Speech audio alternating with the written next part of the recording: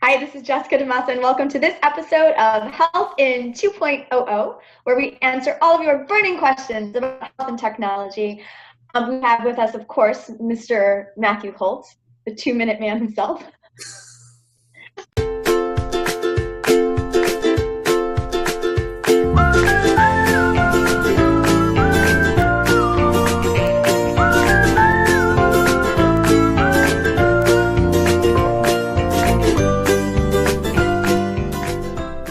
How's it going, Matthew? Well, Jessica, it is a fine morning to be doing our 2-minute drill. Yes, I'm excited. We have a few exciting developments that happened through the end of last week and into this Monday morning. So let's get started, yeah? For those of you who don't know how it works, we have the timer set to 2 minutes. We ask Matthew questions. He answers them. If the timer goes off and I'm in mid-question, he still has to answer it. So here we go.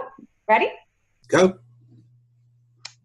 Okay, so we saw some new comments from the CEO of the American Medical Association, Dr. Madara, talking about digital health again. He's back after 2 years after calling it snake oil of the 21st century. So what are your thoughts on his comments, Matthew? I interviewed Jim Madara a couple of times about this, and the upshot is that he conflates a whole bunch of different stuff into something he calls digital health.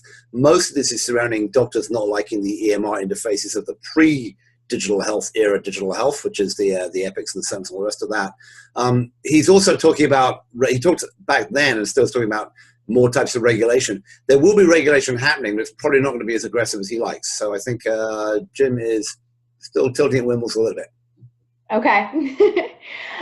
Somebody who is very voicing some very strong support for digital health is the country of Israel, which has invested $250,000, I guess, into digital health to make it an industry. Talk to me about that.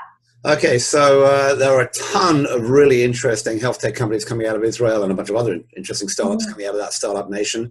Netanyahu, the prime minister, who, by the way, is desperate to get away from his own political scandals, is talking about investing $250 million into creating sort of nationwide database. They've basically already got one. They've had sort of EMRs nationwide for about the last 15, 20 years. But adding to that, allowing other countries to come in and start using that data for all kinds of different purposes, and then bolstering that and sending out those companies internationally. So I think it's sort of more of the same, but you'll see much more activity from Israeli tech companies. You've also got the American Wells of the world, who are founded by Israelis in the US, so a lot going on there. All right, speaking of political scandals, let's talk about the Affordable Care Act and what CMS is not saying about regulating payers and the subsidies for the Affordable Care Act plans. So, like, this is that whole concept of silver loading. Talk to me about that. So if you want to know more about this, you shouldn't talk to me or you. You should follow Charles Gabba at Charles Gabba on Twitter. That's all. We're having long answers today. But the basic concept is that the silver plans had in them, the silver plans, which are the middle ones of the three in the exchanges, had in them a set of cost-sharing reduction, CSRs, cost-sharing reduction subsidies, which are not in the latest budget. So it's unclear as to how those subsidies are going to get continued on. They were things like co-pays and co-insurance, not for premiums.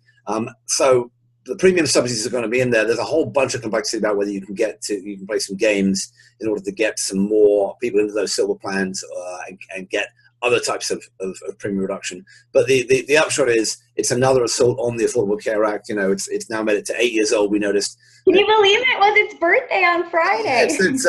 It's older than my kids, although the efforts to murder it have been slightly more public than the ones that happen in my house. I'm kidding. I love my kids. But it's for the Affordable Care Act, continues to stumble along, but there are still lots of attempts by the current administration to kill it. We'll see how it goes, but hopefully it's going to survive. Hope so. Happy birthday, Affordable Care Act. Well, Matthew, that's all the time we have for today. Thanks so much for your time. It's a pleasure hearing from you. So if anybody wants to submit a question for us to answer, we're going to be coming to you again midweek this week. So make sure you get them in. You can tweet to me at Jess DeMassa, or of course you can reach Matthew Holt at VoltiBoy. Thanks so much for joining us for this episode of Health in 2.0.